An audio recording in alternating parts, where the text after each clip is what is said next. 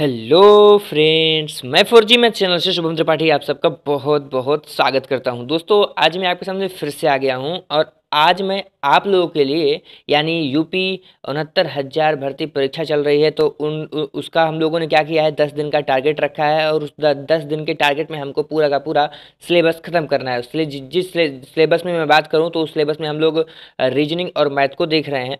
तो मैथ का कुछ टॉपिक आप तक पहुंच गया है, रीजनिंग का भी कुछ पार्ट, एक दो पार्ट अपलोड है। तो यदि आपने अभी तक उसको नहीं देखा है तो आप मेरी प्लेलिस्ट में आ जाइए और वहां से पढ़ लीजिए, ठीक है। प्लेलिस्ट अगर आपको नहीं मिल पा रही है तो कोई दिक्कत वाली बात नहीं है, हमारे इस वीडियो के डिस्क्रिप्शन में आप क्लिक करिएगा, आपको प्लेलिस्ट मिल जाएगी, वहाँ से आप जो पढ़ना चाहें वो पढ़ सकते हैं। यदि आप मेरे चैनल पे नए हैं तो आप क्या करिए, आप प्लेलिस्ट पे आ जाइए और जो आपका मन हो वो आप पढ़िए। जैसा कि आप एसएससी बैंक रेलवे की तैयारी करते हैं तो भी आप यहाँ से मैथ और रीजनिंग कवर कर सकते हैं। तो जो कुछ भी आप पढ़ना चाहते हैं आप हमारी प्लेलिस्ट पे आकर के पढ़ सकते हैं। और अगर आपने मेरे चैनल को नहीं किया है सब्सक्राइब तो जल्दी से कर लीजिए, ताकि जब भी मैं यहाँ से वीडियो डालूँ तो आप तक वीडियो आसानी से पहुँच सके। तो चलिए आज हम लोग स्टार्ट करने वाले हैं एनालॉजी। एनालॉजी ये भी रीजनिंग का एक पार्ट है, बहुत ही ईजी चैप्टर है।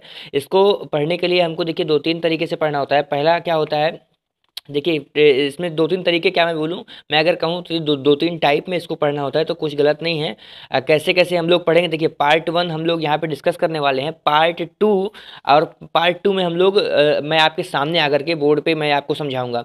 क्योंकि ये जो टॉपिक है एनालॉजी सादृश्य परीक्षण, इसमें क्या है, इसमें 3 प्रकार के क्वेश्चन बनते हैं। एक तो आपका मैं कहूँ कि हिंदी में पूछेगा, एक आपसे इंग्लिश में पूछेगा और एक आपसे मैथ में पूछेगा।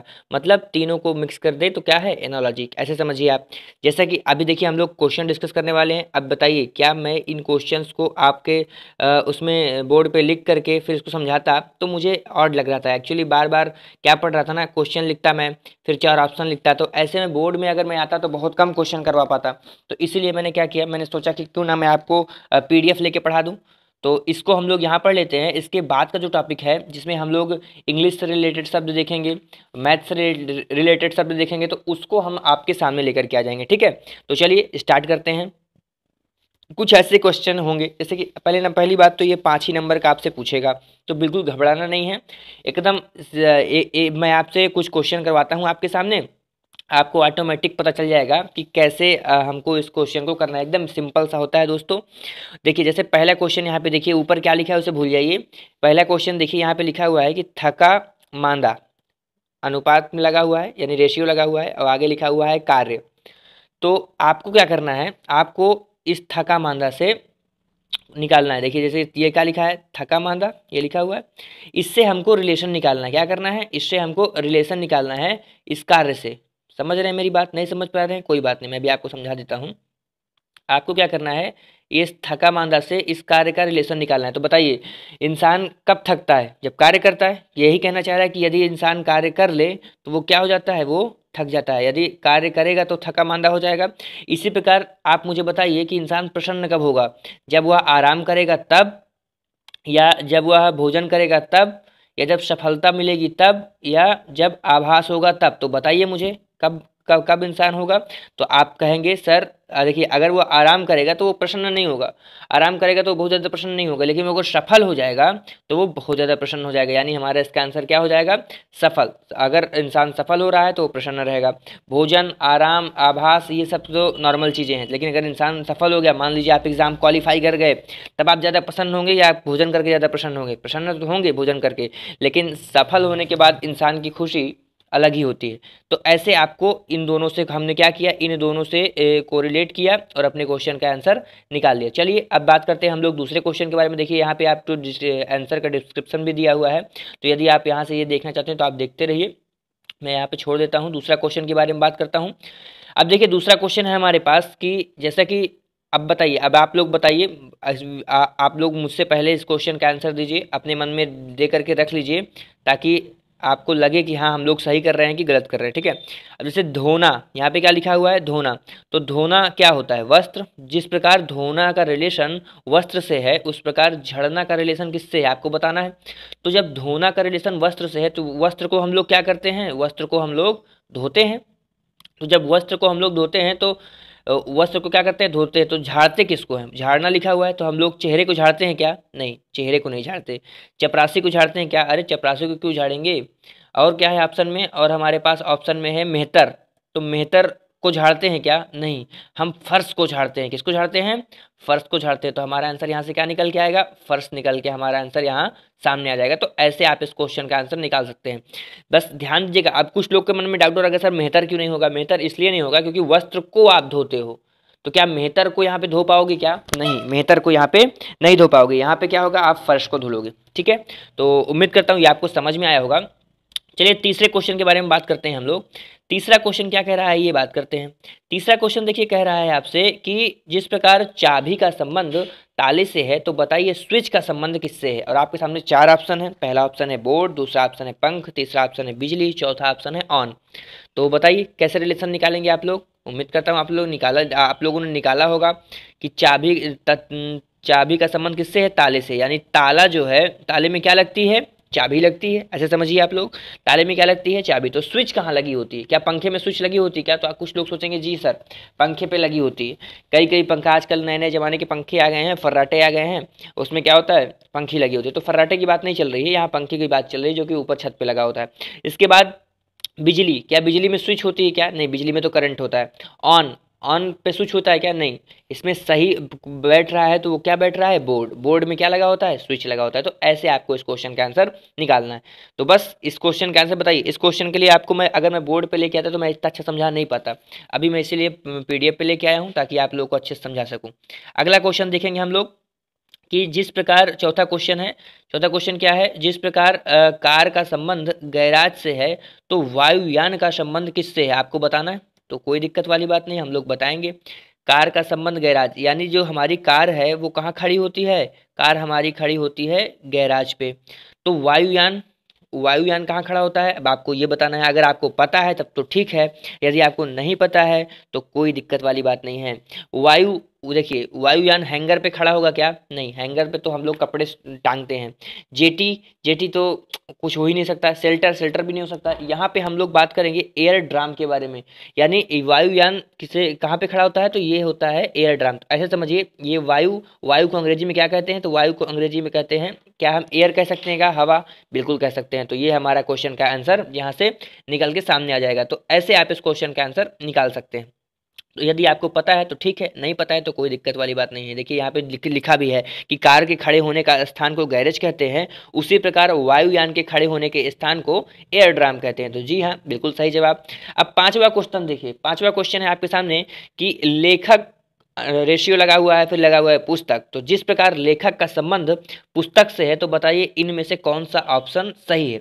तो कोई दिक्कत वाली बात नहीं, हम लोग इसको भी बताएंगे। कैसे, लेखक का संबंध किससे है, पुस्तक, यानी जो लेखक होता है वो क्या करता है, पुस्तक को लिखता है। तो यदि लेखक पुस्तक को लिखता है तो यहाँ पे ऑप्शन देखिए, कविता, क्या कविता कवि को लिखती है, नहीं, ये तो उल्टा हो गया। अगर कवि होता और कविता लिखता तो सही हो जाता, लेकिन यहाँ पे क्या हुआ है, पहले क्या हुआ है, कविता लिख दिया, तो इसलिए ये गलत हो गया। अगला क्वेश्चन देखिए, कुर्सी, कुर्सी क्या करता है, बढ़ई, बढ़ई को बनाता है। कुर्सी क्या बढ़ई को बनाती है क्या, नहीं, कुर्सी बढ़ई को नहीं बनाती। तो ये भी क्या हो जाएगी यहाँ से गलत, ये भी गलत हो गया और ये भी गलत हो गया। ऑप्शन नंबर 3 पे आइए, संगीतकार, संगीतकार क्या करता है, गीत को लिखता है, बिल्कुल सही जवाब। संगीतकार क्या करता है, गीत को लिखता है। तो मतलब यहाँ से ये क्वेश्चन हमारा सही हो सकता है, यानी सही हो सकता है, नहीं, सही हो गया। अगला अगला ऑप्शन देखिए, भवन, भवन वास्तुकार को बनाता है क्या, नहीं, बिल्कुल गलत जवाब। तो ये भी क्या हो जाएगा यहाँ से गलत। तो ऐसे आप लोग ऑप्शन देखेंगे और अपने क्वेश्चन का आंसर निकालेंगे। तो 5 क्वेश्चन हम लोगों ने यहाँ से कवर किए। अभी चलते हैं हम लोग थोड़ा सा और अच्छे क्वेश्चन देखते हैं। यहाँ पे छठवां क्वेश्चन आपके सामने देखिए, संगीतकार गीत लिखता है, ये देखिए एकदम सही जवाब है। अब हम लोग बात करते हैं छठवां क्वेश्चन। छठवां क्वेश्चन के बारे में बात करते हैं कि पायरी, जिस प्रकार पायरिया का संबंध दांत से है, किससे है, पायरिया का संबंध दांत से है तो एक्जिमा का संबंध किससे है। तो यदि अगर आपको रोगों के बारे में भी जानकारी नहीं है तो भी आप इन क्वेश्चंस का आंसर नहीं दे पाओगे। तो इस तरीके के क्वेश्चन के लिए ना आपको हर क्षेत्र में जानकारी होनी चाहिए। जैसे आपको देश के बारे में जानकारी, आपको खेल के बारे में जानकारी, आपको रोग के बारे में जानकारी। तो अगर आपको नहीं है तो फिर आप रीजनिंग पढ़ करके भी अनजान रह जाएंगे। तो यदि आपको पता है तभी आप इस क्वेश्चन का आंसर दे पाओगे। जिस प्रकार पायरिया का संबंध दांत से है तो एक्जिमा का संबंध किससे है, आपको बताना है। तो पायरिया का संबंध दांत से, यानी पायरिया एक रोग है जो कि कहाँ होता है, दांतों में होता है। तो जब पायरिया दांतों में होता है तो फिर इसी प्रकार एक्जिमा भी कहीं कहीं होता होगा, तो कहाँ होता है एक्जिमा? एक्जिमा क्या फुसफुस? अरे फुसफुस तो खुद ही एक रोग है। नेत्र, हाँ नेत्र में हम लोग कह सकते हैं अगला, क्योंकि नेत्र में हो सकता है भाई। त्वचा, त्वचा में भी हो सकता है, मतलब त्वचा में भी हम लोग कह सकते हैं। इसके बाद ऑप्शन नंबर डी है हृदय। तो इनमें से एक ऑप्शन हम लोग को चुनना है। तो अब बताइए कि ये रोग एक्जिमा जो रोग है ये वास्तव में कहाँ होता है? तो वास्तव वास्तव में ये कहाँ होता है? तो ये होता है त्वचा में। यदि ये आपको पता है तो ठीक है, नहीं पता है तो आ जाइए हमारे चैनल स्टडी 91 में, जहाँ पे आपको रोग, आपको तो पूरा डॉक्टर बना दिया जाता है, तो आप वहाँ पे आकर के पढ़ सकते हैं। इसके अलावा देखिए, अब आप लोग कहेंगे सर एक क्वेश्चन के लिए हम स्टडी 91 में जाएंगे। अरे तो और भी एग्जाम की तैयारी यदि आप कर रहे हैं या कोई भी कर रहा है तो आप उनको भेजिए, वहाँ से वो अच्छे से पढ़ सकते हैं। मैथ रीजनिंग के लिए तो हम लोग हैं ही। अगले क्वेश्चन के बारे में हम लोग बात करते हैं। देखिए यहाँ पे छठवां क्वेश्चन हम लोग को डिस्कस किया। सातवां क्वेश्चन देखिए, ये देखिए डिस्क्रिप्शन भी दिया हुआ है कि पायरिया दांत का रोग है, तो उसी प्रकार एक्जिमा त्वचा का रोग है। अब हम लोग बात करेंगे ना सातवें क्वेश्चन के बारे में। जिस प्रकार उत्तराखंड का, देखिए अभी मैंने बताया ना कि आपको जीके जीएस भी पता होना चाहिए। देखिए ये आ गया। तो जैसे मैं अगले क्वेश्चन के बारे में बात करूं कि उत्तराखंड, देहरादून और फिर यहाँ पे क्या लिखा है मिजोरम के बाद क्वेश्चन मार्क। तो आपको क्या करना है, उत्तराखंड से रिलेशन निकालना है देहरादून का। तो यदि आपको जीके जीएस और ये सब कुछ नहीं पता है तो भी आप इस क्वेश्चन को नहीं कर पाएंगे, क्योंकि अगर आपको पता ही नहीं होगा तो फिर कैसे करोगे आप। फिलहाल उत्तराखंड क्या है? उत्तराखंड हमारा एक प्रदेश है, आप जानते ही हो। तो उत्तराखंड का यदि हमारा एक प्रदेश है तो देहरादून उसकी क्या है? उसकी राजधानी है। तो जिस प्रकार उत्तराखंड की राजधानी देहरादून है तो मिजोरम की राजधानी क्या होगी, ये हमको बताना है। देखिए यहाँ से हम लोगों ने रिलेशन निकाला और यहाँ हम इसको लागू करेंगे मिजोरम के पास। तो कैसे पता चलेगा हमको? अरे मिजोरम की राजधानी क्या है? तो मिजोरम की राजधानी है आइजोल। अब देखिए यहाँ पे आइजवाल लिखा हुआ है, क्योंकि आप कंफ्यूज मत होइएगा, आइजोल होता है। ठीक है, तो ऐसे आप इस क्वेश्चन का हम डायरेक्टली दे सकते हैं और आपको ऑप्शंस पढ़ने की भी आवश्यकता नहीं है। अब जैसे कोहिमा, दार्जिलिंग, शिलांग, तो ये भी अपने अपने किसी न किसी प्रदेश के हैं जो राजधानी है। तो चलिए अगले क्वेश्चन के बारे में बात करते हैं हम लोग। क्वेश्चन नंबर 7, ये देखिए यहाँ पे लिखा हुआ है आइजवाल, आइजोल। तो अगर आपको आइजवाल मिलता है तो भी मार दीजिएगा, आइजोल मिलता है तो भी मार दीजिएगा। ठीक है, अगले क्वेश्चन के बारे में बात करते हैं हम लोग। जिस प्रकार अपराध का संबंध न्यायालय से है तो रोग का संबंध कहाँ से है? तो अब बताइए, जो अपराधी होता है वो कहाँ जाता है? वो न्यायालय में जाता है, ऐसे समझिए आप। अब अगर आप अपराधी हैं तो आप कहाँ जाएंगे? न्यायालय। यानी अपराध करने के बाद आप न्यायालय जाएंगे। तो रोग, अगर यदि आपको रोग हुआ है, आप रोगी हैं, तो आप कहाँ जाएंगे? सिंपल सी क्वेश्चन, कहाँ जाएंगे आप बताइए? अरे आप अस्पताल जाएंगे क्या? डॉक्टर जाएंगे क्या? डॉक्टर नहीं, डॉक्टर के पास जाएंगे। तो डॉक्टर तो नहीं जाएंगे आप। दवा जाएंगे क्या? दवा नहीं जाएंगे। ये सब कब होगा? जब आपको रोग होगा तो आप पहले कहाँ जाओगे? आप अस्पताल जाओगे। जब आप अस्पताल जाओगे तो वहाँ आपको क्या मिलेगा? डॉक्टर मिलेगा। तो जब डॉक्टर मिलेगा तो डॉक्टर आपका उपचार करेगा। जब उपचार करेगा तो फिर वो आपके लिए दवा लिखेगा। तो ऐसे ऐसे आप रिलेशन बनाओगे, लेकिन इससे हमसे कोई मतलब नहीं है। हमसे सिर्फ इससे मतलब है, जिस प्रकार अपराध का संबंध न्यायालय से है तो रोग का संबंध कहाँ से है? तो अपराध करने के बाद लोग न्यायालय पहुँचते हैं, उनको न्यायालय भी, वहाँ उनको दंड मिलता है या जो भी मिलता है। तो इस प्रकार जब रोग होता है तो रोग से इंसान कहाँ जाता है? अस्पताल जाता है। फिर उसका इलाज होगा कि वो मर जाएगा, वो बात की बात है। आगे की बात करते हैं। 9वां क्वेश्चन देखते हैं। कंपास, कंपास का संबंध जहाज से है तो वह वास्तु का संबंध कहाँ से है, ये हमको बताना है। तो कोई दिक्कत वाली बात नहीं है, इस क्वेश्चन को भी हम लोग सॉल्व करेंगे। कंपास का संबंध कहाँ से है? जहाज से है। तो वास्तु का संबंध कहाँ से होगा? अरे वास्तु, जिस प्रकार कंपास, देखिए कंपास क्या होता है आपको पता है? कंपास क्या होता है? अरे कंपास वो होता है ना जिससे हम लोग दिशा परीक्षण करते हैं। अब आप जहाज में जा रहे हो, आपको दिशा का ज्ञान कौन कराएगा? तो कंपास कराएगा। तो कंपास किसके लिए जरूरी है? जहाज के लिए। तो वास्तु किसके लिए? तो वास्तु जहाँ हम लोग रहते हैं, भवन, भवन में रहते हैं, तो वास्तु कहाँ पे किसके लिए जरूरी है? भवन के लिए। अब कुछ लोग कहेंगे सर घर क्यों नहीं होगा?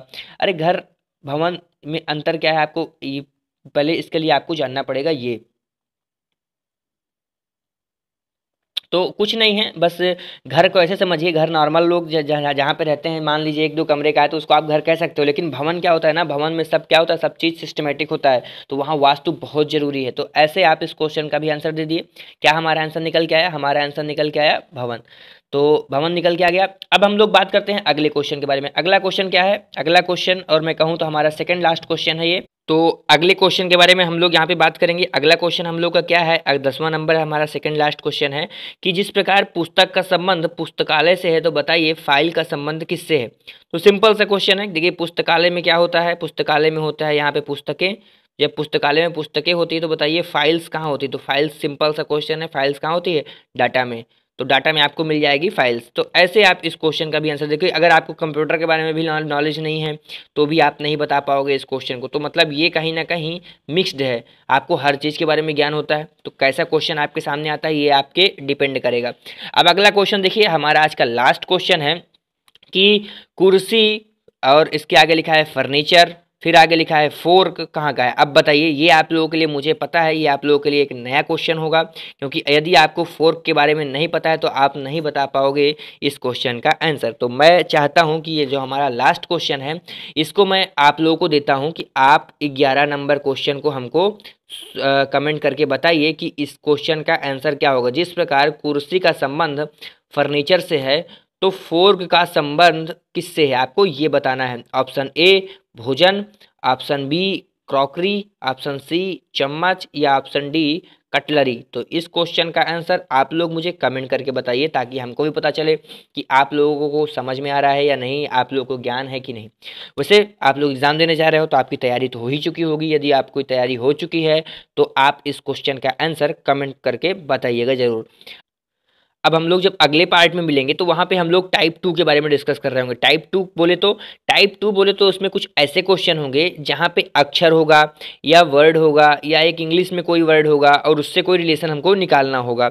जैसे मैं आपसे बात करूँ, आपको दे दे एक एग्जाम्पल में मैं अगर बात करूँ कि दे दे ONM और रेशियो लगा दे JIH, तो जिस प्रकार ONM का संबंध JIH से है तो TSR का संबंध किससे है, तो इसको हम लोग डिस्कस कर रहे होंगे अगले पार्ट में। उसके साथ साथ हम लोग डिस्कस कर रहे होंगे टाइप 3 में। तो टाइप 3 में क्या होगा, टाइप 3 में सेम यही चीज़ होगा, बस वहाँ पे क्या होगा, मैथ से रिलेटेड होगा। जैसे आपको दे दे 16:26, तो बताइए 36 अनुपाते क्या, क्वेश्चन मार्क लगा देगा। तो ऐसे क्वेश्चन हम लोग अगले पार्ट में डिस्कस करेंगे। तो बने रहिए चीज़ों को और सीखते रहिए। साथ साथ अगर आपने नहीं किया है मेरे चैनल को सब्सक्राइब तो जल्दी से कर लीजिए। साथ साथ बेल आइकन पे क्लिक करना बिल्कुल मत भूलिएगा, क्योंकि अगर आपने वहाँ पे क्लिक नहीं किया है तो फिर आपको मेरा नोटिफिकेशन नहीं आएगा तो आप जल्दी से वीडियो को नहीं देख पाओगे। साथ साथ अगर वीडियो के लास्ट में या पहले या बीच में कभी भी आपको ऐड देखने को मिलता है तो प्लीज़ आप लोग उसको स्किप मत किया करिए। थैंक यू दोस्तों, थैंक यू वेरी मच।